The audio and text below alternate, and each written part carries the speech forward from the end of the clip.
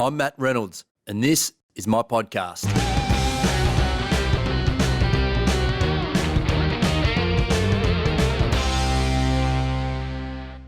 John, thanks for doing this. Thank you. Now, we are in your hotel room today here in Sydney. We created a unique little studio, didn't we? We did. It's taken us a little bit of time to get right, but now we're ready to roll. So I appreciate you, first of all, for having me here in one of your many homes around the world. Now, me being a plumber by trade, I thought we might start with plumbing, which may be a little odd to you, but the reason is that your father had a plumbing supply store very early on. Yep. Is that correct? Yes, correct. And you worked there? Since I was 4. Since you were 4. Okay, so I wanted to ask if this travelling the world, researching, writing, speaking, educating millions of people, gig that you've got ever dries up, is a plan B to go back to the plumbing trade at any point and rehash things there? And No. if it is, would you be any good at it? No, I'll share a fun story. My dad, like most dads, would probably be inspired to have their son take over the business. And I'm sure that in the back of his mind, he never really forced it, never really said anything about it, but I think in his mind he probably would love to have had that happen because he built something, he wouldn't want to have it just disappear. Yes. He turned it over to another gentleman who was my age at the end anyway, so it worked out. Okay. But one day, around my 20-something year mark, I was underneath a house in a freezing cold weather. It was muddy and rainy, and I was trying to fix a pipe. Well, I wish I didn't know what that felt like, but I do. Go on. And I was not in the greatest of moods. And I came out of there and I said, I made my decision that I'm going to pursue what I've had in my mind. And even though I was doing that as a part-time money generator to go through school, following day I went to a hospital and got a job delivering surgery schedules to two of the, Dr. Demartini and Dr. Cooley, the two greatest heart surgeons in Texas. Okay. And I had another trajectory because I wanted to be involved in teaching and healthcare. So I went out and did that, and I'm glad that happened. It was a perfect thing to happen. But I never really went back to plumbing, and don't think I would. Not that plumbing doesn't have a massive contribution to the world, because when things aren't working right, you thank God a plumber comes.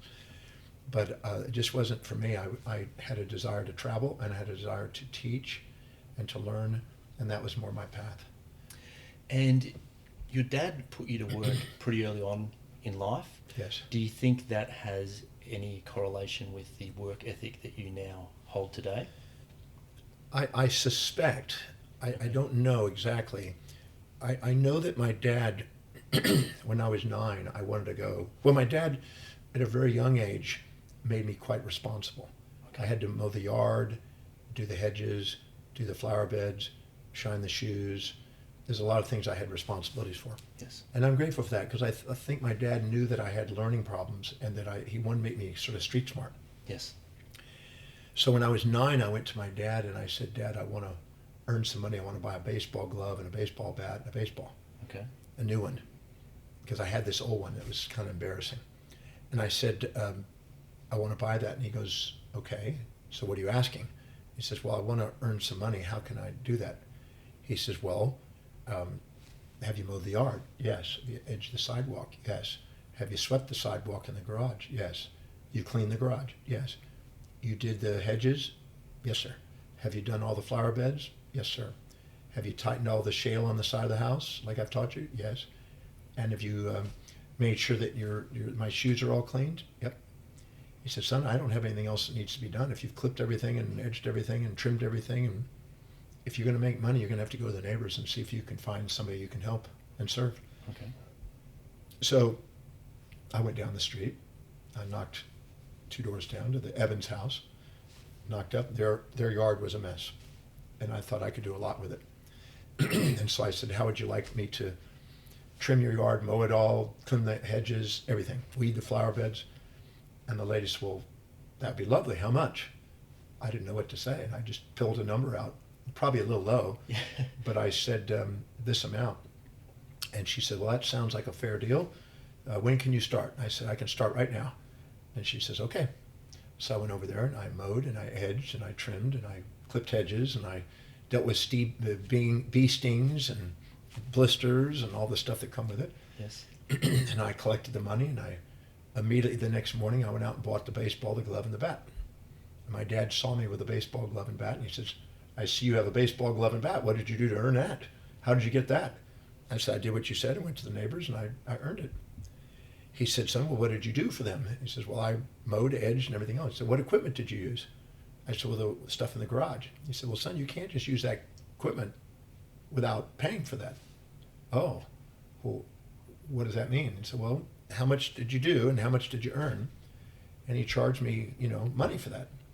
And that kind of eroded the profits because I'd already spent it. Yes. So I was going, oh, now I owed him money, and he charged me interest on that money, on the delayed payment. And I had started doing more yards, and I had to pay him that, and I had to adjust how much I had to pay him because we worked that out. And then I was making less money, but working harder, and like many people are doing. Yes. And finally, I was doing pretty good, and I had this young boy riding his bicycle along me as I was mowing the yard one day, and I thought, I wonder if he'd like to mow. I could get him to mow, and I could do a deal, and I could get him to mow. If I can get him for 50 cents, to pay him 50 cents to do the mowing, I think I could come out ahead. And I asked if he'd like to help, and he goes, yeah. I said, would you like to make 50 cents? He goes, yeah. 50 cents was significant in 1960. Yes, absolutely. And 63. So I had him mow the yard, and I got another kid to help rake and sweep, and another one to edge.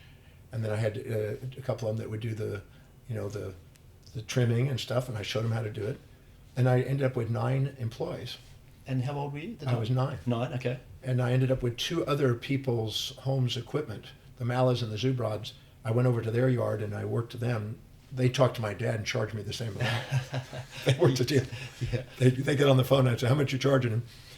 And so I ended up with 3 teams of 3 young boys doing the landscaping, yards and stuff.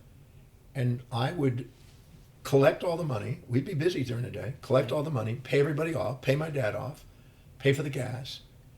And I still netted $45 one day, which is averaging around $35 to $40, $45. Which again, at that period of time, is quite a lot of money. Well, if you multiply that over 56 years, that's significant. Yes. That would be, well, you just add it up.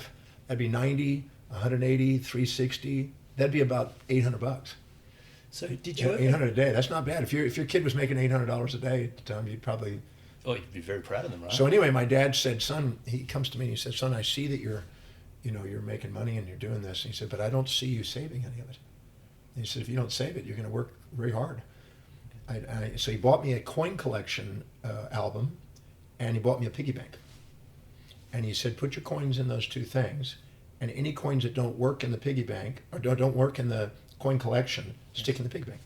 And then when we get a certain piggy bank full, we'll go to the bank and put it in the bank, and you'll deposit, and you'll learn how to earn interest." And I went, okay. So I did that, and I filled up the piggy bank. But then I found out that he never gave me a combination or a way of opening it. And in my office today, on the 52nd floor of my building in Houston, Texas, is that original piggy bank with the original coins from 1963. Is that right? The original coins are still there, and it's worth a fortune today. Have you kept that as a reminder of those times and of those lessons? As a symbol reminder to think long term. Okay. And that has been a very big, significant impact on my life. Now, I eventually started saving, and he says, "Now, son, I want you to know what it's like to buy freedom." And every time he talked to me, it usually cost me. And I said, "So what does that mean, Dad?" He says, "I want you to start paying for clothing, food, and rent, but now you're free to go anywhere you are wanting to go, but you have to be home by 9 o'clock at night. So you're free to do anything you want to do from the time you get up in the morning to the time you go back here at 9 o'clock." So we sort of really linked the freedom and responsibility together, right? He linked them together, and I had to pay him $7.50 a week, which was $1 a day, but I was making 45, so it wasn't that much. Wasn't too bad, yeah. And it was, during the summer, it was a win-win. Now, what was interesting is that allowed me to get my bicycle. I bought my bicycle, bought me a golf collection set, golf clubs and stuff. And on the bicycle, I used to ride 35 miles sometimes in different directions just to go and explore the region. And then by the time I was 12, I was hopping trains to different cities. By the time I was 13, I was hitchhiking to different cities. Hitchhiking wasn't abnormal those days. And then by the time I was 14, I hitchhiked to California and down all the way to Mexico to Acapulco. And at what point did the landscaping gardening business start to go into decline as you started traveling? Well, I think I used it occasionally all the way till I was around 15 or 16. Okay. And then when I moved back at 18, because I left school and left there, when I turned 18, I sometimes did those things also to make money. And I also did tractor work and plowing and bulldozing and machinery work. So you've actually done a lot of manual labor in your life. I was a tree chopper at one time. I was a lumberjack. Yes. So I chopped down trees and clean forests, and then mowed fields. I've had about 70 or 80 jobs before I was a 20-something years old. And did you ever go back and ask your dad about the thinking behind those lessons? They've obviously served you, as you said, very well now. But did you go back later and commend him on his foresight on giving you, that'd be gifts, right? I think he when one time I asked to get a loan and the banks wanted a cosigner on a $70,000 loan, and he said, I'll sign it, but I'm going to charge you an additional 4%. So I was paying 7.5% on the loan at the time. This is back in 1980s, yes. Early 80s, yeah. First years in 80s. And then he was charging 4%. So I was paying 11.5% for the interest. And that punished me enough to want to pay that off quick. Yes, I bet it did. So he was not making any money on it, yeah, unless he was charging something else. So he was getting 11.5% back, and then he was keeping the money. It was a bank loan, but it was his cosign, so he was making 11.5% off me. And he was, smart. Yes, absolutely. And then one time, I remember when he was about to pass, he came to me and he said, son, if for some reason your mother and I run out of money before we die, can we count on you? And I said, yeah, but we'll have to do a deal where I charge you interest and you'll have to get an insurance policy to pay me back. And he says, I taught you well, didn't I? He certainly did. But he never did. He had enough money to take him right to death. He never had a problem. But he was just testing me out. Yes. And you've taken your savings techniques and that a lot further now in sophistication and what you're doing. Can we cover just quickly, because this actually came up on the last podcast that I recorded, people building businesses while they save. And a lot of times we don't correlate those things, do we? We think we're spending to build a business and we'll get the money later, but you can actually do both, which is the method that you've followed. Yeah, I teach people to do both. Can you talk a little bit about what you do yourself and what you teach people on that subject? There's a principle in physics in thermodynamics called entropy. It's the second law of thermodynamics. The first one is conservation of energy. The second one is the tendency to go from order to disorder, to randomness, from order to randomness, you might say. And money follows that law. And if it's not organized, it gets disorganized. And if you don't put it towards something that goes up in value and appreciates in value, it automatically goes to depreciation. And so people don't realize that in business, that if they don't put monies aside and build up a cushion of capital to stabilize volatilities in the business is mainly emotionally based instead of strategic. And unexpected bills will keep eroding the potential for what you could be saving. And I don't think people really grasp that. But if you took the average amount of what unexpected bills occurred in a month and found out what that was, because there's always unexpected bills, just about every time. If you go and find out what that average is over a period of a year per month and take that amount and stick it into savings, because there's no risk in taking money and putting savings because you got the money to pay the bills, and do that, you'll find that the unexpected bills go down, the profits go up, the margins get better, and you reduce volatilities. And you attract more people to want to take you to lunch and do things and invest in you, because you manage money wisely, you attract more money to manage. And so it's a principle of physics. And people don't understand it. They keep thinking, well, when I get ahead and I get a lot of extra, then I'll begin to do it. No, you get it, you do it, and then you get extra. That's how it works. That's why the wealthy have always paid themselves first, not last. And the biggest companies, as I know you talked about a number of times, hold the most cash, right? Well, the top 100 companies in America they did an analysis of the cash, and Apple's got around 280 billion in cash. It fluctuates between 240 billion and 350 billion. So depending on what they're about to initiate. But when you stop and think about it, that's a substantial amount of cash. Yes. And Bill Gates kept a year's worth of income to Microsoft in liquid capital. Yeah, not profit, income. Yeah. Yeah. And he kept it in cash reserves. And at one point in 2000, he had it at 5-point-something% interest rate, which wasn't huge interest rates, but he had cash reserves. And then when the crash occurred in 2000, he capitalized on that because he had tons of cash. And most everybody else went down and they lost their business, or almost did. He didn't do that. He actually had the cash to buy, and buy cheap, to make a fortune. So what is your take on the companies, the tech companies now in the Uber model that are spending to grow? Well, some of them are putting all their money in on the gamble that they're going to beat out the market with low prices first. Once they've got the market, then they're going to raise the prices. So they're doing a 5 to 10 year return plan, and it's been very effective. But they have to have a real disruptive approach that is certain. You know, Uber had a model that was pretty powerful, and it wiped out. No one was expecting that. That wiped out the taxi guys almost for a while there. Yeah.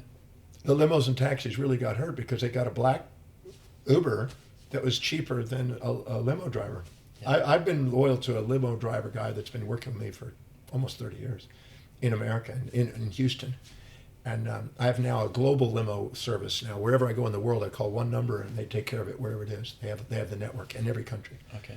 And that's just easier for me. And I pay probably more than I need, but it's just the convenience of calling one number and having one person who's accountable. And if somehow it doesn't work out, I've got one person who I hold accountable, and they always make it right.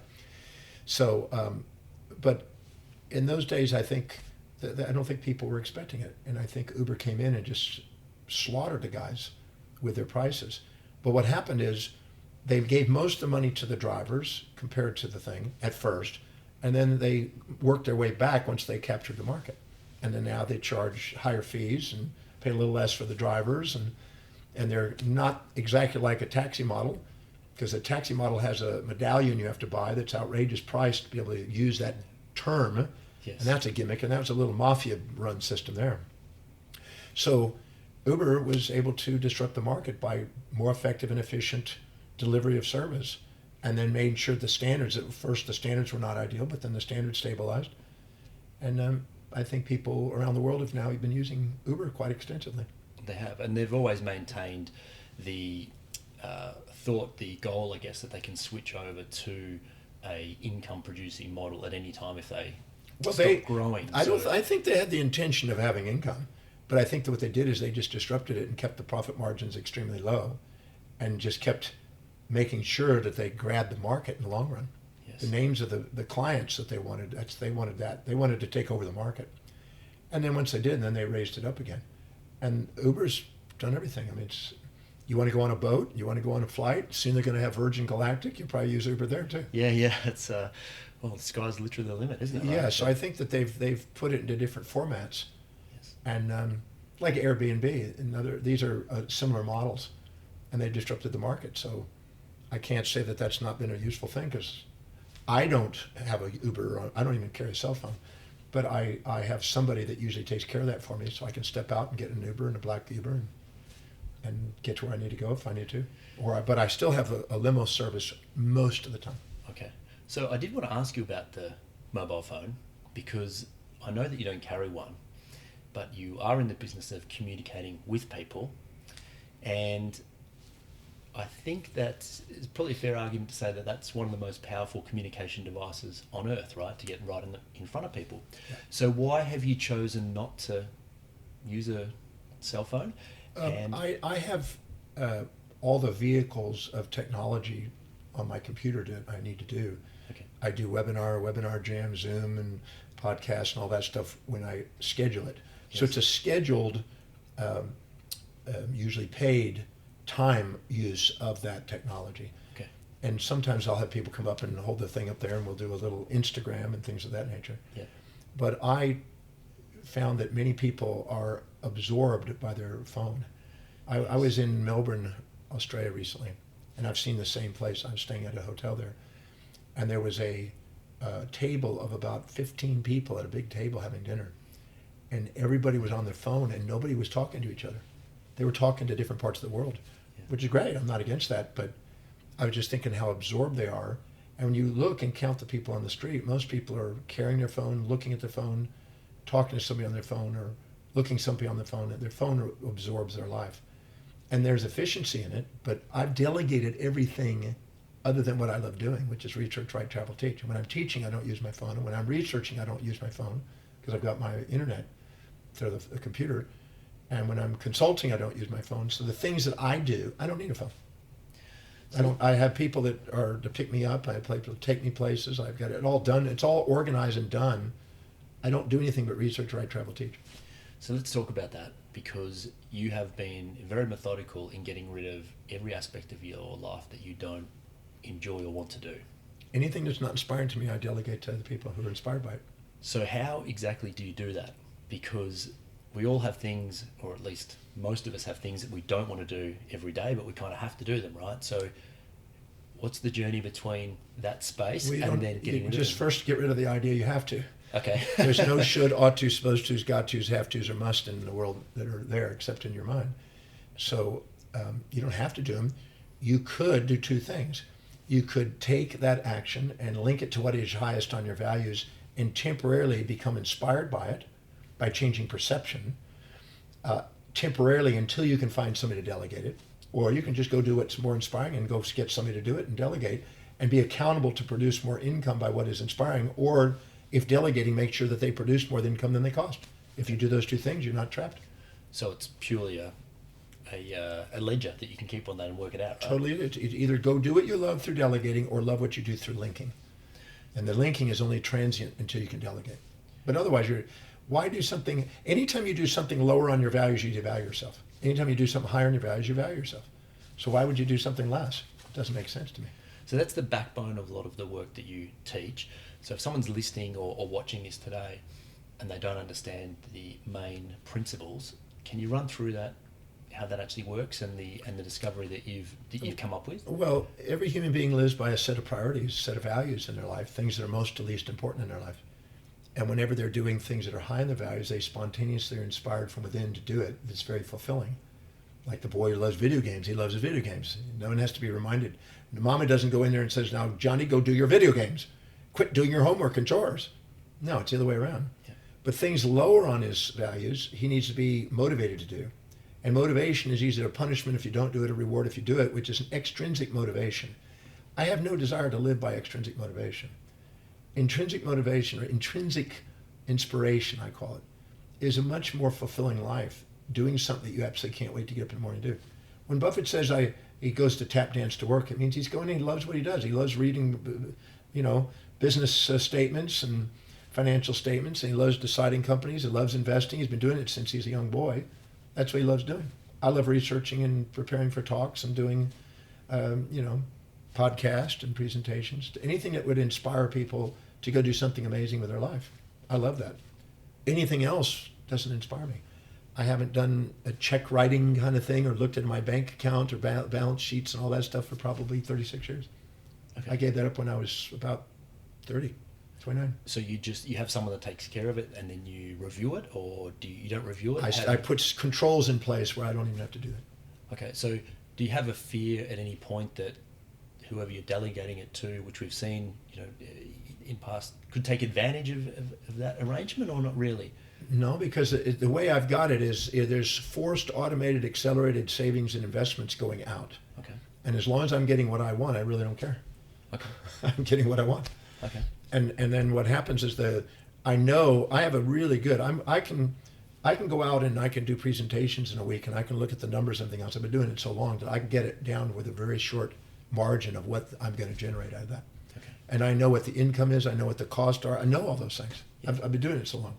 So I know what's there and I know what's going to go and I know what's going into investments. So I'm not really concerned about it. I don't want to major in minor things and minor in major things. I want to go and do what I love doing and get handsomely paid and travel the world. So you're sharing your message, you're researching at the same time, or not at the same time, but alongside each other? While I'm on a flight, I'm researching on my way to go teach. When I land, I'm teaching or researching. I mean, that's what I do. And what are you researching at the moment? Well, I just did a paper on polarity management, which is a paradoxical management for leaders and managers. And it dovetails beautifully with some of the work I teach in business. Yes. And value structures. And I've also just done some work this morning on astrophysics, because I'm also fascinated by that. They just discovered what they call a kilonova, which is a highly condensed neutron star that collided with another neutron star that generated strontium and some of uranium and platinum. Because I'm interested in some of the atomic elements and where they originate. There's Big Bang nucleosynthesis, there's stellar nucleosynthesis, and there's supernova nucleosynthesis. And I'm interested in how the Earth was formed, how life evolved on it, and I have lots of fascination, so I study a lot of fields. And that just happened to be the one I worked on this morning. Because I read or heard recently that you were doing some work on the black hole theory. Yeah. Now, at the risk of getting well out of my area of expertise, what's piqued your interest, excitement into looking at that? I'm kind of interested because you do so much of this. How you work out what to study? I mean, why did that grab you? Well, as opposed to so many other things out there. Well, I could go on a couple of journeys on that one. When I was 17, I had a desire to want to learn as much as I could and overcome my learning problems. When I turned 18, I went to a dictionary and then an encyclopedia, and I made a list of every known ology and discipline a person could study. And my objective was to try to find the most universal laws, the most strongest, most consistent foundation of material to build my teachings with. I didn't want a fluffy thing that would come and go. I didn't want a fad. I didn't want a trend. I wanted something that was a classic. So I wanted to study the most universal laws. When I started to pursue those, I figured the most universal law would be the one that would be more applicable in every different discipline. So I first made a list of all the disciplines. Then I decided that the average PhD reads about 100 books in preparation for their PhD, to complete their PhD. And by the time you do your second, third, and fourth PhD, there's a lot of overlap. So I made a goal to read 100 books in each of the disciplines. So right now that's 300, and I've read 30,000 books. So I've worked on that all these years. Yes. So I wanted to find the common threads. Now, when I got into chemistry and physics and mathematics and astrophysics and nuclear physics, astrophysics fascinated me because it's the big picture. It's the small and the large, because the Big Bang, starting down at the quantum vacuum, is now going in and creating nuclei and super quarks, and eventually nuclei, nucleons, and all the way to atoms, and then molecules, and then what we have. And I'm interested in those because they all play a role in recycling elements inside our behavior. We don't think about it, but our bones are filled with strontium that comes from supernovas, and our enzymes come from cadmium and nickel that interfere with the enzymes, and then you got manganese and zinc and copper and things that are all involved in the various enzymes. And so our energy levels come from stellar nucleosynthesis. So as far as I'm concerned, there's not one discipline that's not related to the evolution of human consciousness and maximizing human awareness potential. So I study every one of them: anthropology, physics, mathematics, chemistry, all of them, physiology. There's not an ology that I haven't absorbed, and if I find out about a new one, I start on it. And there's always something to study. The only thing I haven't studied is cooking. Cooking, and why not? You don't like cooking. I don't have a desire to cooking, and I've studied engineering and mechanics some, but I don't have a desire to drive, because to me driving would be distracting from what I want to do. I can sit in the back and write a new article on the way to the airport. Okay. Or do an office consulting or something. I'd much rather use that time that way instead of worrying about traffic and stuff. And what are your thoughts on space, other life forms out there? Is it possible? Well, exobiology has been a fascination of mine. I was attempted to be a special missions astronaut back in 1987, 86 at NASA. I went there, I trained, I failed the simulator tests. Oh, is that? Because I couldn't follow test, authority. Is that right? No. A simulator test is where you're actually outside the capsule, out in space, and you're doing repairs and things. And I couldn't follow authority. Okay. I'm not good with obedience. I'm good with independence. Okay. Anyway, they laughed at me because I couldn't follow authority. They said, "You'll never make it in space." So I decided to go and eventually be involved in external space exploration, which is the Ansari Prize. I was part of the people that helped on that. Okay. And for Spaceship 1 and 2, I was there at the Spaceship 1 launch. And I'm going to be at Spaceship 2 when it starts. But those are deep explorations that I've been fascinated by, because I learned from Plato and from Socrates and from Anaximander that, you know, the study of the cosmological expands consciousness to allow you to see the Earth from a domain, a broader domain. There's a thing called an overview effect that cosmonauts and astronauts have experienced when they go into space. They look back and they have difficulty judging the Earth. They have fallen in love with it. It's almost a mystical experience. And when you have a broadened perspective and looking back at it, you see things that you can't see when you're down in it. So the study of astronomy and astrophysics and cosmology, which I wrote a big 1,000-page 2-volume set on last year, and I just got invited to be in a movie with Stephen Hawking recently. Oh, yeah. So I filmed that in London just recently, but in the process of doing it, I find that just the exploration of that expands your awareness and makes you look at the things that go on down on Earth as too trivial to react to, and it helps you have more of an objective view in life. Just to make that really practical, it's a question I've asked before. Why can some people handle so much on their plate, so to speak? For instance, a president has got probably a lot more going on than myself, as an example. And there's people out there that, you know, they run 7 minutes late to dinner and it throws their whole week out. So if you're the type of person who is trying to achieve things, how do you handle more on your plate? How do you get more done? Well, what I learned from Mary Kay Cosmetics Company, is a lovely lady, Mary Kay Ash, who I lectured for at the Anatole in Dallas, Texas, 35 years ago. I asked her, what advice could you give a young aspiring speaker that's traveling the world? And she said, every day, write down the 6 or 7 highest priority actions you can do that day that will give you the most fulfillment, and make sure that they're daily actions, not projects that give you goal overrun, that last beyond that day and then you never get done. But only actions you get done that day, and then commit to getting it done. And if you get it all done in part of the day, then add another one and get that done. And if you still got room, add another one. But only add what you're committed to getting done, so you practice the art of incremental momentum building actions that build great achievements. Yes. And I did that, and I did it on index cards, and I followed that like to the letter. And then I kept the index cards, and I looked back at all of the highest priorities over the couple-year period. Yes. And about 800 cards. And in the process of doing it, it boiled down to research, write, travel, teach. That was the highest priority thing I could be doing each time. Because if I'm inspired with new information, I can't wait to share it. When I do, it helps me in marketing, and I draw in opportunities to do it. And that gives me an enthusiasm when I'm doing it, and an inspiration, and then people want to share that, and so it's my best marketing. And so I did that, and I found out what it was, and I just made a commitment to not do anything other than that, to let it go, to say goodbye to the other stuff, and find somebody who would absolutely love to do what I want to delegate and does a better job at it than me. And so the people around me are doing a much greater job than what I could do. I don't know all this stuff. I don't keep up on that stuff. So it's just a process of refinement. So And narrow it down to what, you know, Gary Keller in his One Thing book, which I've had the opportunity to lecture for his company, his message is very powerful.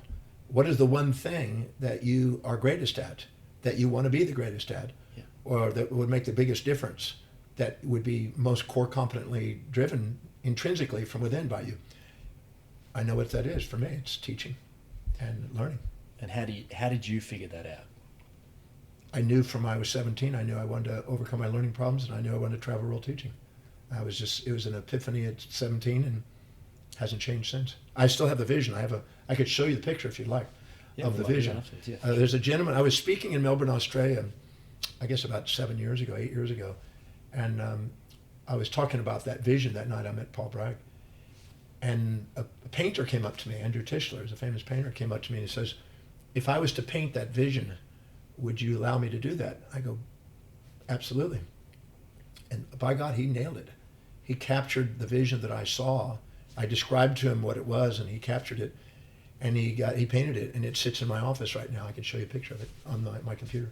Okay. It sits there, and it's me standing on a balcony overlooking a square with 1 million people in it, and then the backdrop is leading buildings from every major city around the world. and it's me sharing a message to the world.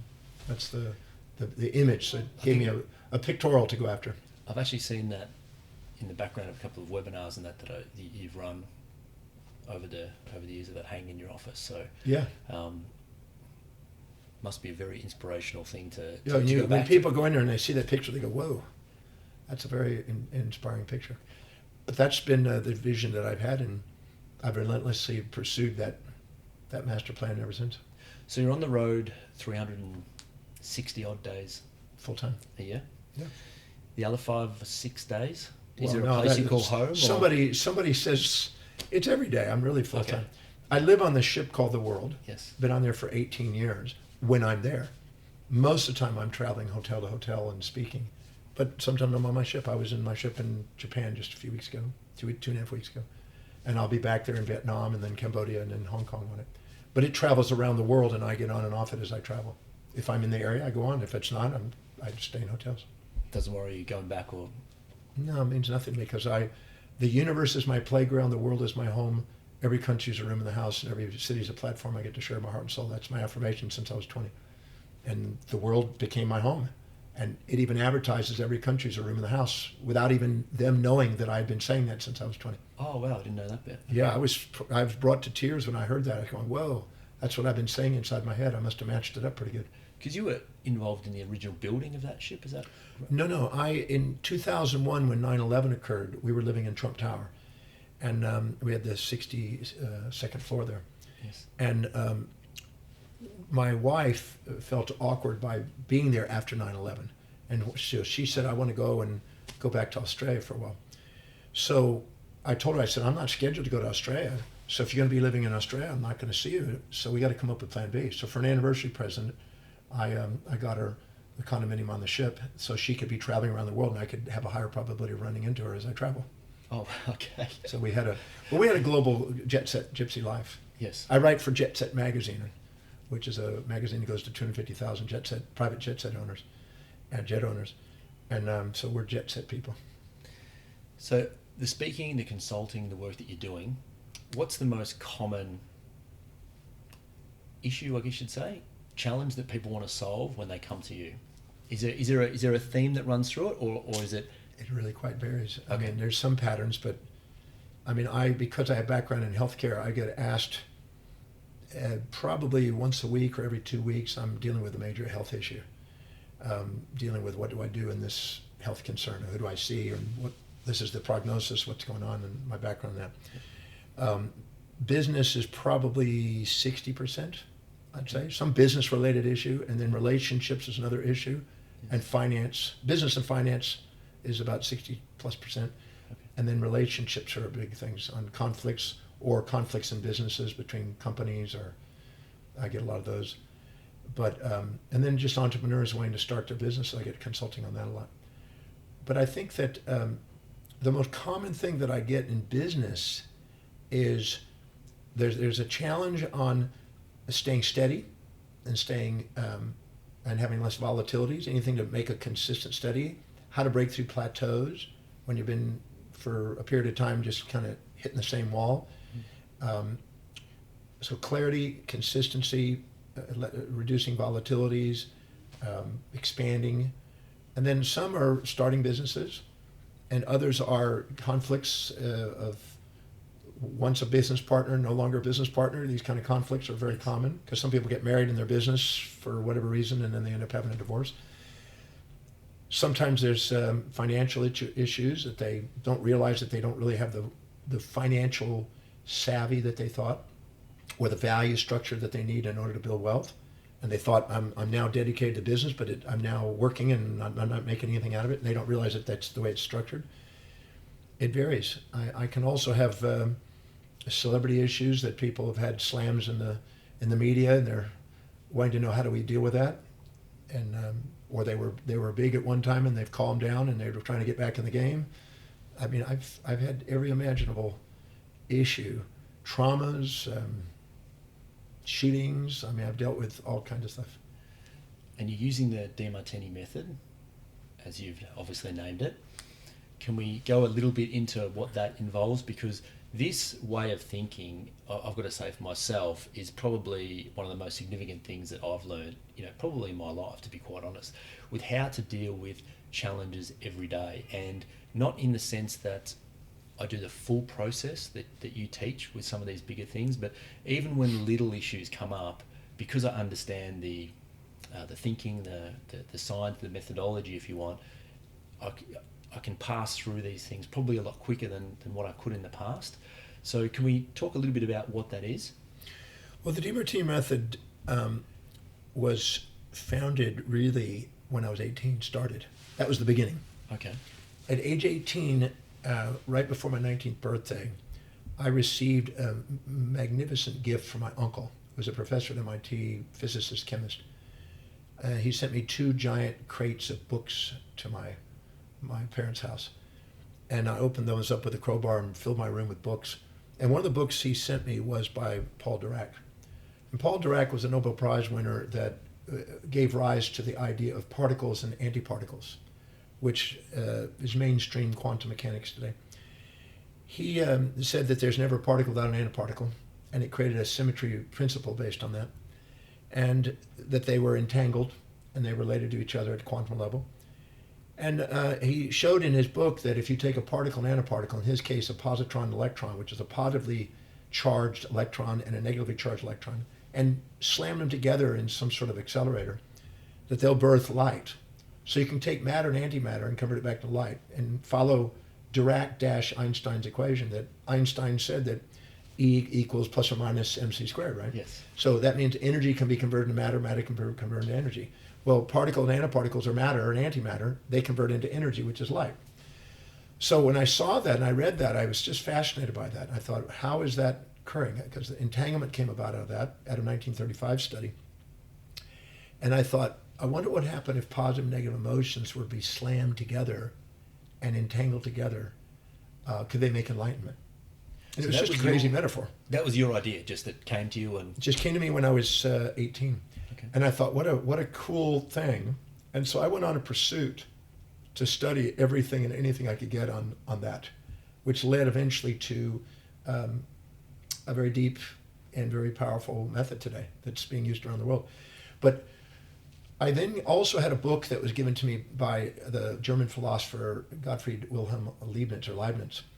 And he had a Discourse on Metaphysics, the Odyssey, and Monadology text. And I read Discourse on Metaphysics. In the very first chapter, first paragraph, he talked about a higher order, a higher perfection than what our sensory world will allow us to believe exist. And he said that there's a higher perfection in what's going on that we don't see it. Our biased animal behavior wants to avoid pain and seek pleasure and wants a one-sided world, but there's a higher order to a two-sided synthesized world, which matched Paul Dirac's idea of the synthesis.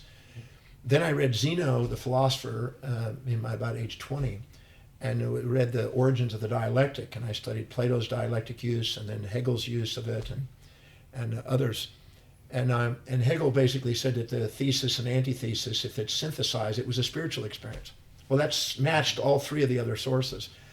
And so I said, well, but the dialectic is an oscillating dynamic that goes through time and is segmented and has a causality limit.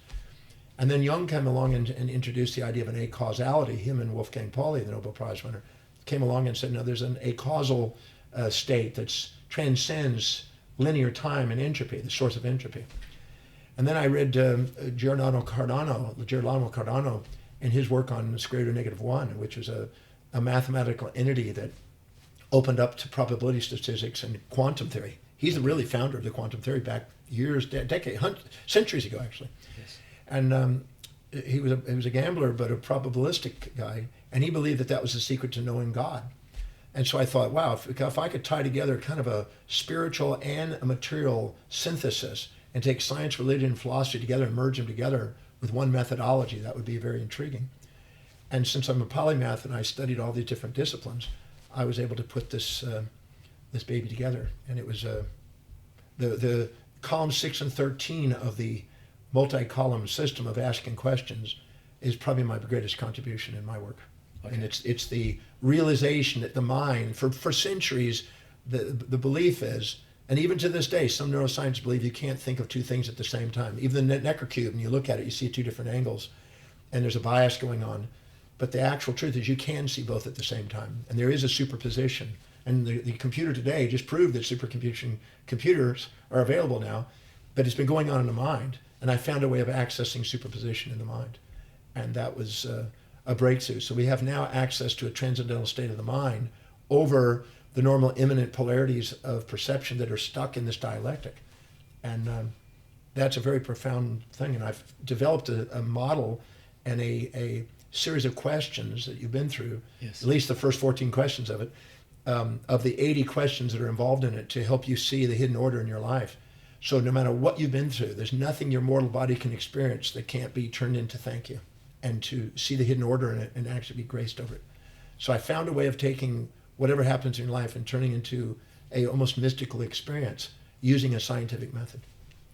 And I've been through that process at the breakthrough experience with you, and it's a very eye-opening and emotional It's hard to experience. put in words too.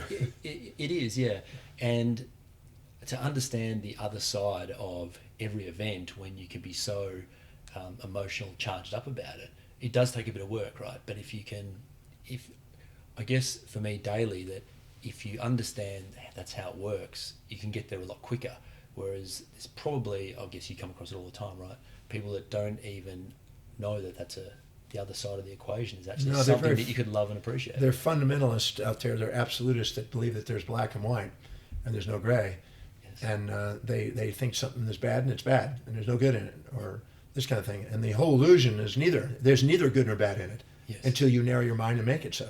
Yes. And then you end up realizing your narrowed mind is what made you have the emotions that are running your life. And so by broadening the mind and having an astronomical view, you transcend that label and liberate yourself from the bondage of those infatuation resentments that occupy space and time in your mind and run you. So have you ever struggled yourself to use your own method on one of your own perceived issues or problems? Absolutely. I've had many times where I've had my buttons pushed and I go, whoa, I wasn't expecting that one. And I had unrealistic expectations or delusional perceptions, some sort of a unrealistic expectation usually. And I have to go through and pull out my method and use my method. It's like anybody else. Does it take time though? Or I'm pretty quick at it because I've done so much of it, but sometimes I have to sit down and contemplate what's the benefit of that or what's the drawback of that and neutralize it out. And you get quicker over time, I'm assuming, right? So. Well, if you use it, if you don't use it, you lose it. But if you use it, you master it. Yes. Like anything else. I mean, I work with it every single week because I do train the programs on it, and I do 50 weeks out of the year at least. I'm doing that training. Yes. With breakthrough and prophecies and things of that nature, and so I guess you just get pretty proficient at it after a while, and you've seen so many thousands of cases that you know patterns that are in nature. And it speeds up you helping people through. Yeah, it speeds up, so I can help people through their stuff pretty quick. Yeah.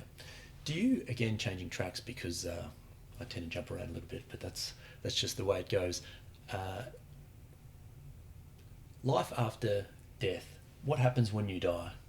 This is a question that's come up for me. Well, not for me, but it's been a topic that's come up and we've discussed. So, are you a believer that our souls are reincarnated in another body, or once we're done, are we done? Do you have any thoughts on that? Because of your study and research in the I have a 10-day course I do on science, religion, philosophies of the world where we address that. Oh, I actually did not know that, so I apologize. Yeah, but I first of all we have to go back to define what is life, yes, which is a very interesting question.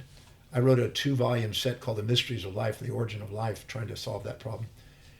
But I was talking to Freeman Dyson at the Institute of Advanced Studies, who took over Albert Einstein's office in Princeton when Einstein passed away in 1955. I asked him what happens to intelligence if the universe was to expand, which is just a model. It's not the truth. It's just a model. Yes. But if the universe was to expand indefinitely and we were to have thermodynamic equilibrium and heat death, what would happen to all the information and consciousness, if you will, that's emerged? Okay. And he said he believed it would be stored in charged particles of light. And I said, well, everything that I've studied, it points to that. And charged particles of light is the very starting point. And So charged particles light are positrons and electrons, really. Yes. That's basically the same thing. And it stores information, and quantum computers are now showing that. So when we die, and I've worked with 3,587 cases of death so far. I'll have another one this weekend. It is very evident that your physical body undergoes entropy, and the organs start to decay. They acidify, saponify. Yes. Microbacteria or bacteria start to consume and break them down and use them as food. We're basically bacterial food. Yeah. All Eventually of our ends up as dust, right? well, Or almost. sometimes it's dust, sometimes it's living organisms. Most of it's living organisms, bacteria Okay. that eventually get eaten by something else Oh, in yeah. the food chain. But eventually we're turned down to bones, and bones are either fossilized or they're demineralized and recycled, and everything is recycled eventually. Yes. So there's nothing that's not recycled. The elements, solids, liquids, gas, and plasma pretty well recycle themselves. Then there comes the intelligent factor that we have to say that either emerged or concomitantly interacted and animated the body. That information appears to, by doing the Demartini method, appears to be emerging around you in different people. So what I do is when somebody dies, I ask them, what are they grieving the loss of? And they go, well, this and this and this. And it's always things that they admired. And then I said, okay, now who is now providing that? One or many, male or female, close or distant, virtual, real, self or other? Who's now emerging those behaviors? And that the energy of that behavior, since it's conserved, where is it now gone? And I show them very simply, within a short few minutes, where and who has taken on that trait the moment they passed. In every case. I mean, I've got a track record of it. It's been researched at Yes. Keio University, and it's been shown and proven. So that means that the actual activity and energy and behavior was conserved and is picked up by the people. And when that's picked up by the people, then they're animating it now. So even though that physical body turned to dust, you might say, and recycled its elements, the activities and the behaviors, which is sort of like a conscious conservation, is now picked up by other people. And when that is identified quantitatively first, so it's equal, and there's certainty about the equality of that, I go in and I neutralize the infatuation on the first part and the benefits of the second until they're flatlined, until it's qualitatively in equilibrium. And the moment they do, there's no grief. It's a very pure science. You saw it. Yes. And there's a realization of the presence of the animation of the life that was once in this individual is now dispersed to one or many people. It's called the law of the one to many. It goes from one to many at death and many to one at birth. And so in a sense, it's a micro dispersion of a reincarnation kind of construct. Yes. But it's not usually identifiable by people because they don't have to they don't know how to ask the right questions. So that most of the construct of eschatology, which is the study of afterlife, is based on fear of loss of something, which I can dissolve, or contemplations of the fear of extinction. And so most of the models that are out there used in religion are basically compensatory to us not knowing how to deal with ourselves at death and our fear of loss of immortality. Yes. But we can easily see that the energy, the information, the animation, and the atoms are conserved and recycled. And so when that person then picks it up and starts animating it, and then they die, somebody else picks it up. So it's still conserved and recycled. So a really practical example of that would be maybe a father in a family dynamic passes away very early, Yep. and then you have the son or daughter rises up and becomes the main income earner and provider for the family, which has come up on this podcast a few times. And Yeah, some or great stories another come man shows up, or an uncle shows up, or a grandfather steps in, or somebody else plays that role, or it could be the son. And is that instantaneously? Happens at the moment it's happened. There's no loss. So just like energy, right? Sorry, I first got to think this through. I first got exposed to this when I was 14. Okay. At 14 years old, I left. My parents gave me a ride to the freeway with a notarized piece of paper saying I wasn't a runaway. I was a boy on a dream going to surf. And they dropped me off on the freeway, Interstate 10, and I hitchhiked to California. When I got to California, I was at Huntington Beach, California, sitting on the front end of my surfboard, looking at the sun getting ready to go down, waiting for the waves to glass off and the offshore winds to come back. When that occurred, I was just about to go out, and all of a sudden this lady comes up behind me and says, "Are you a runaway?" And I said, "No, my parents dropped me off on the freeway." And she goes, where you got a place to stay? And he goes, yeah, I'm going to stay on the beach here. She says, well, you can't do that. There's a curfew here. You have to go down to the cliffs to stay. Cliffs are down the beach, walking distance from the Huntington Beach. And she said, so do you need a place to stay? And here's this really super hot, like a 10 on the Richter scale girl, who's 27 years old, telling me, do I need a place to stay? And I'm thinking, of course, man, I'm not going to pass that up. Yeah. And so I follow this girl back to her place, which is a few blocks. And she says, if you take your clothes, I'll wash them. And if you go take a shower, I'll cook for you and I'll have some food for you. And then we'll have a chat, get to know each other. And I'm thinking, this is like magnificent, right? So I go and shower and come back and we have dinner and we chat, talk about our lives. And then I decided that's about 9:30 at night. I'm going to go up the room, and I was staying in a waterbed up in this attic at this place. Okay. And I was going to go to sleep, and I was going to get up at 5 and go out and surf early in the morning. Well, she cleaned in the kitchen and clinker and clanker and everything else. And then all of a sudden I heard somebody come up the little step up into the thing, and she gets there and she makes love with me. And I'm thinking, wow, this is a pretty good deal. A beautiful 27-year-old at 14 or at 65 is still beautiful. Yeah. and I thought, wow, this is pretty good. This is a free love days, 1968, right? Yes. And so I made love with her and everything else, and we had this fantastic deal going. And then I realized after chatting with her that she had a husband in her life that left her with her son, who was 4. And if you added the age of the 4-year-old and her husband's age and add them together and divide by 2, that was my age. And if you took my mother's age and my average girlfriend's age, add them together, divide by 2, that was her age. She was playing the role of my girlfriend and mother, lovemaking for the girlfriend, and cooking and cleaning and everything else as the mother. Yes. And I was the son that she would take care of, and also the husband. And that was the moment I started to go, this is interesting. Nothing is missing here. I'm getting everything I need. And then I hitchhiked down to Mexico later that summer. I was going to ask, how many years did you stay for? I wasn't there. I actually brought another girl to that place. I didn't let her in the room, in the house, but I kept her outside. And the girl came home and saw me with another girl and got jealous. And that was the end of it. But because I didn't know that she'd be a jealous wife. Yeah. I just thought, yes. Okay, free love days. But then I hitchhiked down to Mexico, and I remember I was going from Mexicali to Sonoita, and a van picked me up, a Volkswagen van with a man and a woman and a sister, or a daughter, who was my sister's age, and the mother and father were my parents' age. And they picked me up, and I thought, I was starting to get the idea that nothing is missing, I'm being taken care of. And I started trusting the universe in providing whatever I thought was missing, it wasn't. And instead of getting attached to the form, I started honoring the transformation. And I still say today that the master lives in a world of transformation. The masters live in the illusions of gain and loss, because whatever they get infatuated with, they fear the loss of, and whatever they resent, they fear the gain of. And they live in the fear of gain and loss instead of the magnificent world of transformation. So if we think of a celebrity, a high-powered business person, and we want to be like them or have their life, whatever, what are we doing? What sits behind that? Because how does the dynamic work? Well, anytime you perceive somebody that you admire and they're like a hero and somebody you put on a pedestal, that's because you're too humble to admit what you see in them is inside you. Now, at the level of the essence of the soul, this is a Maimonides Jewish scholar, philosopher, Moses Maimonides. Okay. He says, at the level of the essence of the soul, nothing's missing in you. At the level of the existence of the senses, things appear to be missing in you. Every time you judge somebody and look down on them, you're too proud to admit what you see in them is inside you. And anytime you look up to them, you're too humble to admit what you see in them is inside you.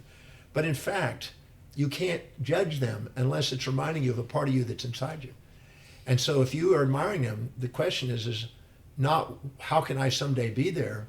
The question is where and when do I display and demonstrate that same behavior and wake me up to the realization that it's not missing in me already.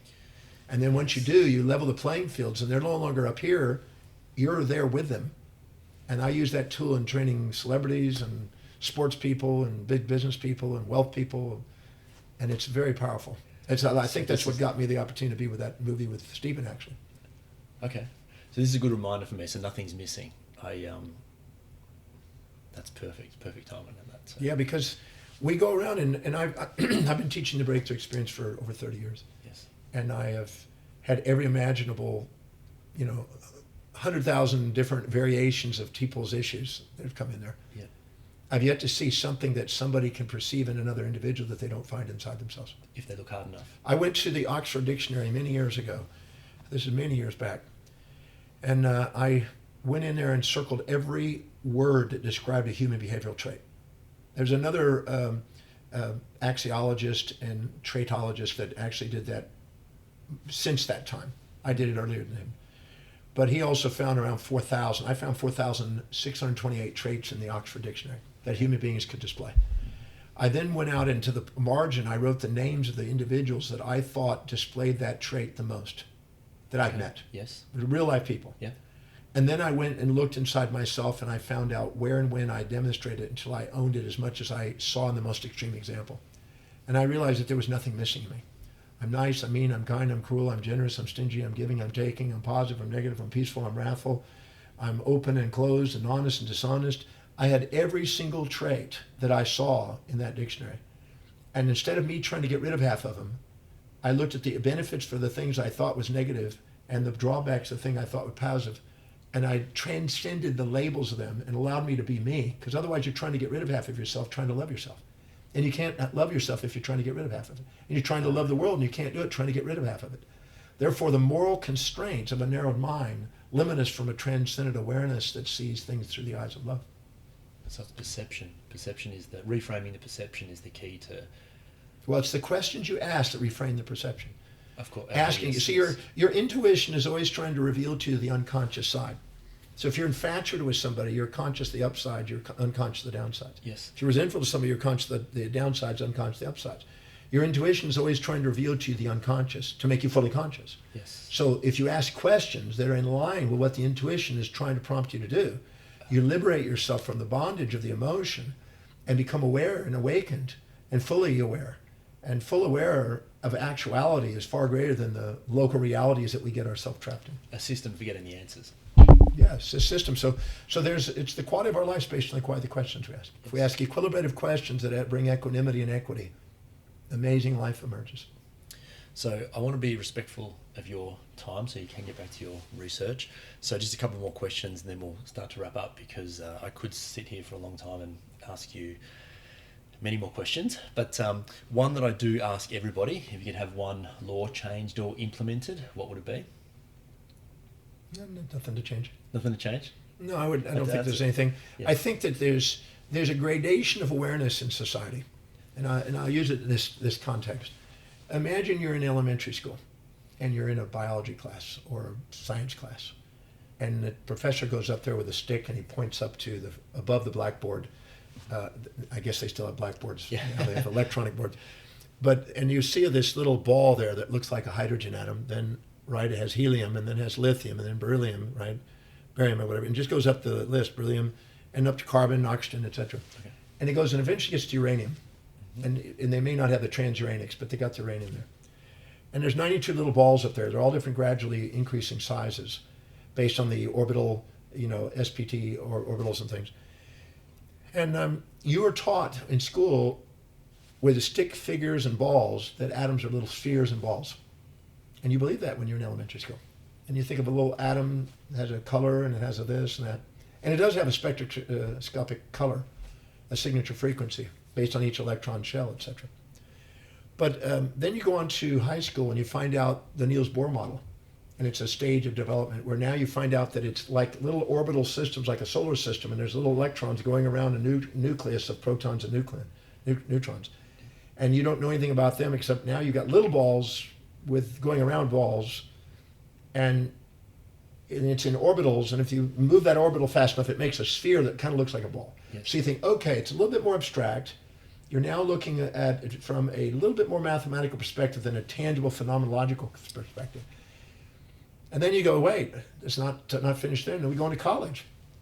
And then you start studying quantum mechanics. And you find out that it's probability distributions. The s orbital is a probability distribution and a spherical distribution of various radii around the center point where this electron could be. And then you realize that it summates to our perspective as a ball, but it's actually not even an orbital thing. It's a mathematical entity.